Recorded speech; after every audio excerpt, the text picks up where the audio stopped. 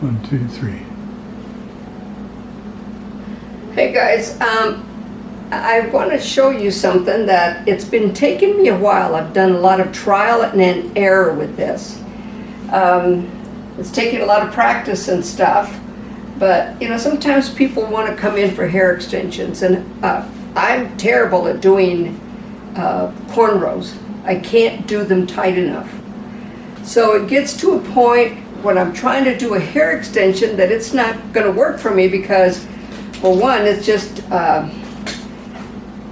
not worth my time because it takes forever to do it, for one. And then two, you got to buy all the little extensions and stuff. And I do a lot of thrifting. So I was in a thrift store and I happened to see a pink wig. As you can see, it's all cut up right now. And I was looking at it and I was thinking, wait a minute, a light bulb came on. I thought, I think I can do this. And at first I tried it with trying to do the cornrow, but it wasn't going to work. I thought, nope, it's just, I can't get it tight enough. There's certain things that you're going to do when you do hair extensions anyways. I mean, you do have to sew them in unless you get the little clip-in type, but the sewn-in ones really are better as far as staying in the hair and stuff and styling it. Now, you can kind of see my little pink wig in there. The only mistake I made on this one right here, that little white thing, on the next one I do, I'm going to cut that off and start a little further back. But you see it? And I didn't do a cornrow. There's all these ideas that just kind of, you know, you just start thinking about it. When I was teaching, one of the students was, they always use the hair ties. These tiny, where are they? These tiny little rubber bands. And anyways, these tiny, tiny little rubber band things. So I was watching them and I thought, wait a minute. Instead of the cornrow, if I did that, possibly. Now, as you can see, I mean, this is a temporary thing. This is not something that I wouldn't recommend you leave it on for weeks, but if it's a special occasion where you need something, and the reason I use the pink is because then you can really see it. My section for it, I sectioned off the parietal line and I pulled that up first. And then I'm going to show you what idea I came up with. I could not believe it with the ponytails, and I thought, wait a minute, I could do that instead and then just follow the line. So what I did was I used the ties, because I mean, I've thought about going and learning more about hair extensions. I don't do that many, I'll be honest with you. So when somebody comes, I mean, we usually get the clip-on or we get the other stuff, and I thought, I'd like to have something a little bit more permanent. And I came up with this idea of tiny little ponytails. I know with hair extensions, I took a hair extension class, God, many years ago, and they gave us this thing to clamp it, and you had to keep clamping the hair. Well, when I was watching the student use the rubber band on another student, I thought, why can't I just use these? I mean, when you're learning, until you get better at it, and then if you want to spend money, if you want to take a class, if you want to get the supplies, but this is kind of like, you know, extensions are made easy. It's something to help you out to possibly learn how to do this, and it's creative. You know, these things will just lay down. I know we used I think they had little metal things in the past, and you squeezed it together and stuff, and it was like that, just took forever to. So I thought, you know what? This is a nice temporary thing. It's a one-time shot. You're not spending a whole lot of money. And how much do like wigs cost? I haven't really checked that. I mean, I know some of them can be like really expensive, but how much are hair extensions? What do they cost? You know, break down your price. The wigs, this was another idea that came to me. As you look at the wigs, they're already stitched in. So why would you buy clip-ons? I mean, you could put a clip on this, I guess. We could figure that out later. But I started looking at it and I thought, well, it's already stitched in. I don't have to do anything else with it. Now this is synthetic hair, you guys know this. I mean, and so I'm using my little synthetic hair mannequin, do same on same. But anyways, when I started looking at this, I thought, well, they're already stitched in. Boom, an idea came in my head. So, and at first, my first example in doing this was just cutting it off at the top, right here of the stitch. And that was a mistake because I didn't have enough substance to hold on to it on some of the other wigs that I did. So I thought, okay, that's not going to work. So what you do on the wig, you notice that long piece there, that leftover. Well, when I get ready to cut this out, I move this hair up. And this is, like I said, this is a mess. But then I cut it here, underneath it. So now the substance comes, this will now lay over for that one. And I've got substance for this one to lay over. And what I mean by laying over, I want you to see what I've got here. You see this? So this is going to lay over to help when I stitch it in. So it's going to hold it better. If I just do without this mesh, I'm just messing with the hair. I have no foundation. So that creates a foundation underneath that you would have otherwise. Now, here's another idea for you. That idea just now came into my head. Could we put like ribbon here? Just a ribbon that maybe matches the color. And stitch it in or whatever, or add it to it, and then have even more substance when we put the hair down onto that. So what I want to show you first on the little ponytails, because like I said, I'm not good at cornrows. I'll be the first to admit it. I see some of my students, they're amazing. They crank those things in. They are so tight, they're so nice, and mine are, I can still move them. A cornrow is supposed to go in so that you can't move the braid on at the scalp. And mine, I can move them. I mean, I'll just be honest with you.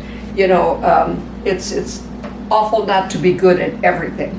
But I wanted to show you how I measure this out. And you want to stay away from the perimeter line when you do that. I used my comb. My comb was a measurement. So the distance is this far. You see, there's the distance. And the width is this wide. So there's my 2 points of measure. I'm not guessing. And got to make sure, okay, that's too wide. And I'm still following the angle of going up. Okay, that's good. And it gets to be a little bit of a headache at first until you get used to it. But before you put the little tie on, stretch it a couple times. Then you're going to pick it up, and you're going to pull it away from the scalp. Don't worry about getting it on the scalp. And you're going to do this 10 times. Oops, I'm messing up now. Let me start again.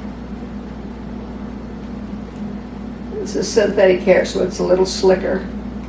1, 2, 3, and always twist it. You twist it over. 4, 5, 6, 7, 8, 9, okay, 10. Now it's going to look a little loose. See it? It looks a little loose, but I'm going to split this hair and pull it all the way down. So it's all the way to the scalp. So in other words, I don't have to worry about it being too loose. It's all the way to the scalp. And I want to keep it away from the perimeter line because I don't want people to see it. I don't want that hair to split right there. So basically it's just putting it on back here. Now, once I've gotten them all done, now you want to section this out first. And on synthetic hair, this hair is like really, really slick. So that's why I have the rubber bands and everything tied up. But you're going to section off the parietal line first. Then you're going to section off the crown, half of it first, I mean the occipital, just below. It goes down almost to the lower ridge, from the parietal line to the lower ridge. All right? And if you study my diagramming, you know exactly where that lower ridge is at. Okay, where the comb leaves the head, that's where the lower ridge. But we started, it angles down. In other words, diagonal line down, coming down almost to that center occipital. And then, you can see where it's just coming in this form, so that you're not sticking out too much at the parietal line right there. Okay, so what I'm going to do now is I've got my needle. Let's see, is this one it? Where's my needle? Okay, I just threaded my needle and now, here it is. I hope this is it. Yeah. Okay, you want this type of needle. You want these curved needles. You don't want to take a chance of hurting your client with a straight needle trying to get that in there. This curved needle, and you can get them at pretty much any department store in the sewing section. So your first threading, and we're going to stop for a while so I can finish threading it, finish sewing it, but I'm going to show you how I do this. So I'm going to take it, curve it around, oops, bring it up, and this is, like I said, still, and open this up where I knotted it, because I have a knot right there. That locks it. Okay? It's locked in there. I think, because I think I got another knot right there. I'm not going to worry about it right now, so I'll just do that again. Take it. And we want to stay underneath the braid.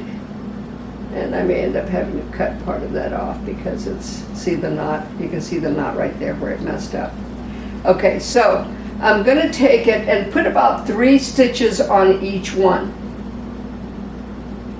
What these stitches do, when you stitch it together, it also helps attach it because you've got those pieces of string in there holding it. I'm not going to worry about that. We're going to cover that later.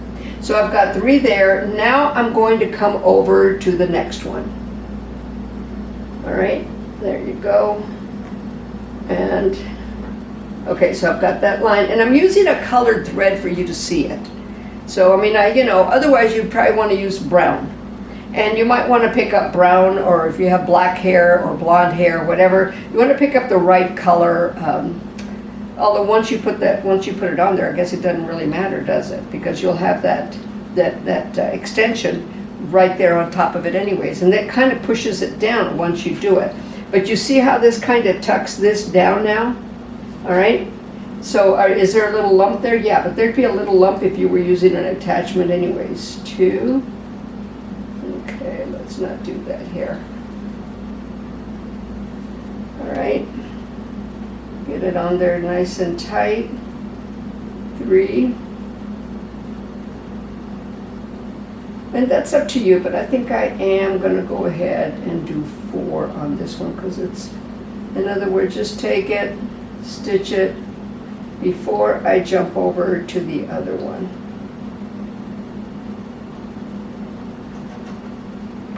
All right, now I'm going to jump over to the other one and stitch that. So see, I'm creating just this stitch line all the way across because when I stitch on the hair piece, it's going to also grab a hold of that thread. So what does that do? It gives you substance. So I'm going to finish this instead of you guys having to watch and let, if you do, now I'll do one more for you. How about that? So you got a pretty good idea. But it's just right here. And you want to stay within that little spot that you've got. Like I said, if you're not going to do this all the time and stuff, this is a real quick, easy method. It was amazing how it came up and people don't notice it. We did it for one of the mannequins at the school and people thought that we had it braided and it wasn't. They feel it and they could feel because you can feel the little lumps in there just like you could feel the braid. But what I'm going to do is do this. All right. And we'll turn it.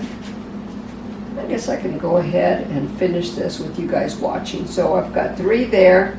I'm going to jump over to the next one.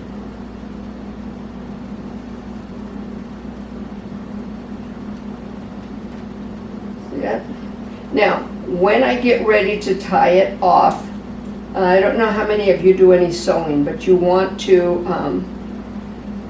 put a knot in it. I'm going to show you how to do that if you're not sure. Okay. 2, and I know my hand is up in front of it, and I apologize for that. But, all right, there it goes. And do this. 3, and I think I'm going to go ahead and attach it to the last one that I did. Okay, let's bring that over. See how this thread, once I bring it over, it makes that lay down. See that? Pops up, but as soon as I bring it over, it's going to lay down. It's going to help control it a bit. So these are all little things. You cross it over that band so that you can, it helps it lay down and it secures it better. All right, let's pull this out. There you go. Let's do one more. You don't want to do them too far away. You want to do them, pretty close. Let's say finger length away anyways, your finger width. Okay, and that here needs to not be there. All right, so now I'm going to attach it to this one and then I'm going to knot it. Because then I'm going to start stitching it on there. All right, now stitch it. Put it once. Now I'm holding the thread. You don't know how to knot. See how I'm holding that thread? It's right there. I'm going to cross that in there and it creates a knot. And you want to do that twice. And actually I'm going to lock it into the other one and knot it again. See, and it does. It creates a nice little knot in there. I'm going to get this out of the way because it's going to make us crazy and I don't want to start stuttering or any of that stuff. Okay, so got that on there. All right, I'm just going to tuck this in right there for now. Now I'm going to take this, see how that's folded in? I'm going to fold it and start stitching this in and grabbing a hold and staying as close as I can to that stitch line when it comes out. See it? As close as I can to that stitch line. And just real close. You don't want to go too far away. So just like I did 3 on each one, I want to do 4 on each one as I go back. And because I'm gathering it, it is laying close to the scalp. Now pretty soon I know I'm going to run out of thread here and I'll have to re-thread it. And we'll take a little break so I can re-thread it. You don't have to watch all that nonsense. Okay, so just make sure that you're staying within that braid or that little ponytail guide with your stitching. And just stay right on it. Usually what we do, you take it and you would hold it with clips, but this is working okay. So, because you'd want to hold that on there with clips, with duckbills, or you could even use the double prong clips. Okay, now we're starting to get a little short on that. See how short that is? So I'm going to knot it and get some more thread. Okay, before that closes in, knot it in there. There you go. One more, just to be sure. And you want to stay as close as you can, because if you take it down too far, you're going to kink up. You're going to kink up that hair. There you go. Okay, yeah. See, this will kink up and pull up into it. So you want to stay as close as you can to that stitch line. And what I want to do is I'm going to go ahead and, now this is what I mean. I'm going to cut this little piece off So this'll land much cleaner. But I'm gonna cut it off a little further out, and then I'm going to bring that, I'm gonna fold that in. Now, I'll get you back here before. I just need to rethread my needle. And so like that, again, that gives it a little more substance. It's poofing out because of that thing on the end, and I'm gonna cut that off. So I'll be right back.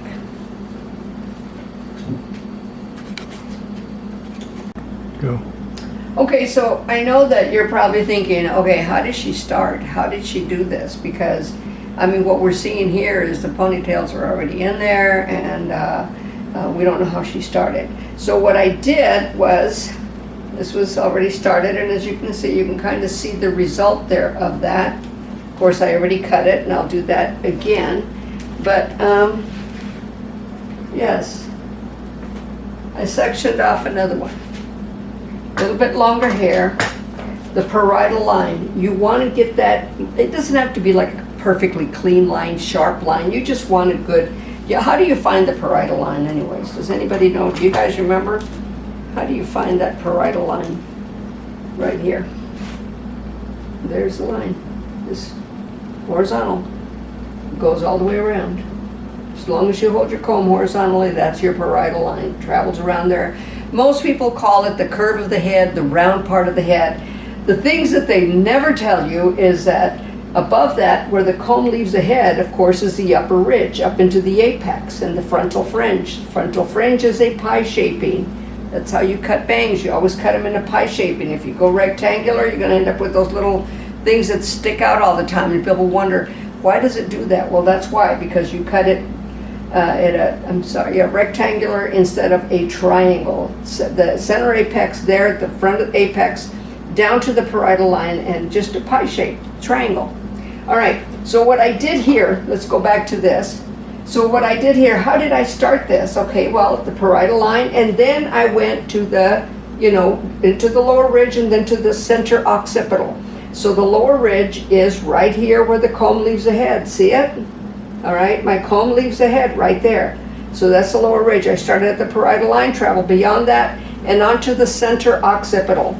I started right here because we stayed away from the perimeter line, correct? We stayed away from this perimeter line here. So I could actually start it right at this area, all right? I mean, I wouldn't take them too thick because then it would bunch up a bit, so you want this to be a fine look. So this was going to be slightly triangular more because of it coming down in this form. But you can see that it's the length of the comb, and we wanted the width of this part of the comb, and it's there. All right, so then I took it, started here, got my tie, my hair tie, of course. And even with the longer hair, it's going to take 10 times. Here's the cool part about it. You can be away from the scalp because what? We're going to pull it into the scalp. 3, 4, come on. 5, 6, 7, 8, 9, 10. And even with this hair, it's still going to look a little bit loose. Come on, don't give me a hard time there. All right, and then I'm just going to split it and move it up, and so it's nice and tight onto the scalp. Then I go through, I'm not taking it off of this, I'm taking it off the hair underneath. Then I just travel and follow that line. All I want is this much, right? That's all I want. And I want them thin because I don't want them wider than this part of the comb. So there's your measuring stick. And like I said, I mean, unless you're going to do extensions all the time, but if you're not, this is like a hack, I guess. Is that what you call it? Would this be called a hack? Because we're not using all those different tools that they use and stuff. We're just using simple things that we possibly have at home. I mean, not everybody has a wig at home, but I mean, of course, with that synthetic, we can't style it.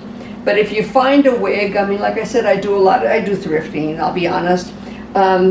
But if you find one, or go check and see if some of these wig shops have some they just want to get rid of that didn't sell.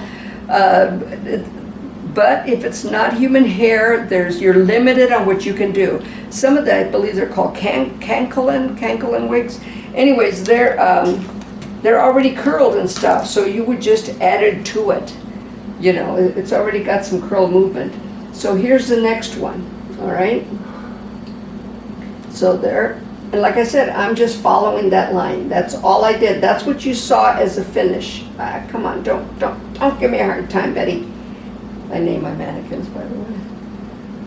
Okay.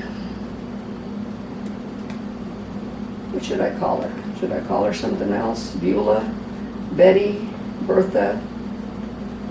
What other B words can you think of? That's not nice. All right, so 4, 5, 6, 7, 8, 9, and 10. And that always just seems to be just enough. Pull it so it tucks it right in there. So see, I would just continue on. That's what you saw as my finish. All right? And I'm not going to put that pink hair on this. I mean, I'd rather use, like, you know, good human hair, because that's what these are. These are human hair mannequins. But then you would just have your little extension. Put it in there, just like I showed you, you know, stitching it up. You start here. And then I started in the middle, but still it's the same thing. So I'm going to go back and I'm going to finish that other one. But I wanted to definitely show you how to section it. Parietal line. You want to make kind of, well, let's call that the happy face within the occipital. Normally we call that the happy face inside the nape line. But Go. Anyways, our camera kind of fizzed out, so I know it's jumping into something, but I wanted to just make sure that you got this and you saw how it was stitched up, done up together. So I'm going to finish stitching up the other one.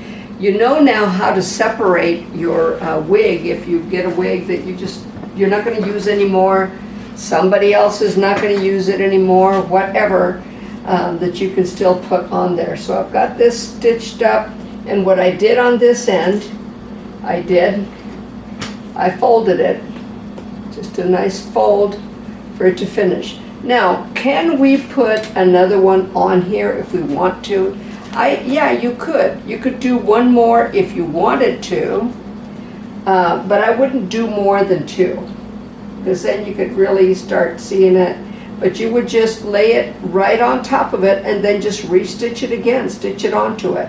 Now you, of course, again, you want the substance, okay? This one was the one that, like I told you, I just took it to the stitch line, and I thought, no, you know, that didn't work, because I kept catching that hair into it and it was bending it up. So I practiced a lot on this before. So I'm just going to finish this up. I'll drop that down for you to see it. So I'm going to bring this here. And you see it's just as close as I can get it to that line. Now, I'm going to open this up because I want it to attach. That's not going to fall down, so I took the clip off. But I want to lock it in. See what I'm saying? So I'm just putting it in there. There. Now it's locked in. And then I just start stitching again and get it just as close as I can to that stitch line. And then just keep coming over and see what we're doing. The reason that you stitch it underneath, what we're gathering as well, is that thread that we stitched across. So, and it's forcing that to lay down, because when you pull on that thread with your stitching here, you're sewing it in, and I want to make sure, normally, like I said, we'd have this clipped, and I am going to fold it to where it goes to the very end of it, and I'm going to lay it right on top of that little rubber band. But yeah, I just got this idea, and I thought, you know, and I'll tell you what, I mean, this is a way to practice. doing extensions without spending a whole lot of money. And then if you want to, go ahead and do it a little bit more professionally. But for a one-time shot, you can do this. You still come out ahead. It works. Stitching stays in. Okay, it's trying to get into the rubber band. I don't want it to. Okay. There you go. See, it's nice and tight. It's snug. I got both pieces in there. It's folded. And you're not going to see that little white tag here.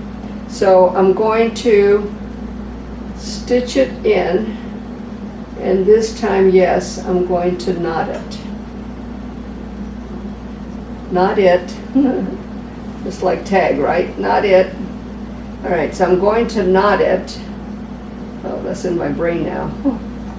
All right. Bring it in there. Pull it. Stitch it in there nice and tight so it doesn't move. Like I said, this is kind of like a hack way to do it. You're just using a wig instead of buying hair extensions and all that and putting those little pieces in. So I'm going to go ahead and cut this right there. Now when you take it off, all you do is go in and you want to get some little shears. I'm sorry, I know I'm not supposed to do this, but if you just kind of play with it, roll it, it will not. So then you get, here I am talking away. Come on, slide in there again, slide in there. Just keep rolling it until you get a knot. Sometimes you have to lick your finger, but anyway, it's finally knotted. And it's just a small one. But okay, so I'm going to now bring this down. I'm not too worried about it because I have a rubber band on there.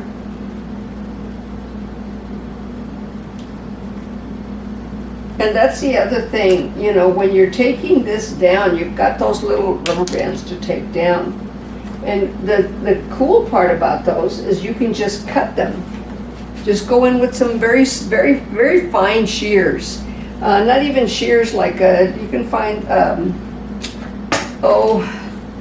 don't know what they're called, but they're real thin. And you want something really thin to do that with. But, okay, this is what I'm talking about as far as being able to see it. So you have to be careful that that's in there nice and nice. And then when you style the hair, of course, you'll style it so that it lays nice. But that's why you do not take it to the perimeter line. There you go. I just needed to pull that hair out, and now it covers that up. So in combing this, okay, you can't really tell that it's there until the hair just kind of moves. All right? So, but it does make it look fuller. Now, all I'm going to do now is I'm just going to cut it to blend. Just follow that guide where it was at, that A-line guide. And there you go. So it's pretty simple to do. And see, as they're walking or whatever, you can see the hair move. And you just have to be careful. I mean, with this right here, like I said, it's got to be stitched in pretty tight. This one's laying a lot better, and some of that has to do with the way the hair falls, the way the hair's falling into it. So, you know, that's part of you styling it and so on to make it work. But a simple method, play with it. It's safe if you play with it. I'd rather see you do it on a mannequin as opposed to a person. And a lot of it because, you know, practice it on a mannequin first and then practice it on a person. And if you come up with any other ideas on how to do this to make it a little bit easier, this is, like I said, okay, so you can tell where that just kind of goes back. It's supposed to come forward, and it's driving me crazy right now. But there you go. Anyways, you know, say something so that we can both read it, because I just kind of, you know, I can't do cornrows. And it was a simple way to just go in and do it and stitch it, just little rubber band things. Years ago, good grief, this was a long, long time ago. I can't even remember what year it was. We did just little tiny clips on there, and then we put this little band on there and clipped it on. That's where I kind of got the idea, but then I thought, well, maybe if we take a little more hair, and then you stitch it. So I do a lot of sewing and stuff, so the stitching and stuff was not that difficult, but you can see that it just kind of, you know, shows up pretty cute. Pretty cool with that pink hair underneath. This is my mannequin that I hate the most. Synthetic hair is ridiculous to try and work on, but great to practice on though, all right? Take care, be blessed. I hope you learned something. I hope this is a good hack for you, because that's what it is. Just make sure that you get that hair out of the way, that your line is clean, and that your little rubber bands are clean right there. So when you stitch it in, that it's in there taut and stays in for you. So stitching on stitching. Oh, the type of thread, you want to use a good sturdy thread. You don't necessarily want to use anything too thin, because even with the thread that I was using, a couple times when I pulled it and I was trying to stitch it in there tight, it broke. So use a good solid thread that is going to work for you. A little bit thicker thread, I would think. Even that one wasn't as tight as it could be, and something that you can control just a little better. But yeah, seriously look at getting some of those needles, because that is much safer. You're not going to be scratching your client or whatever. But I hope you learned something. All right, take care, God bless, and I'll see you again.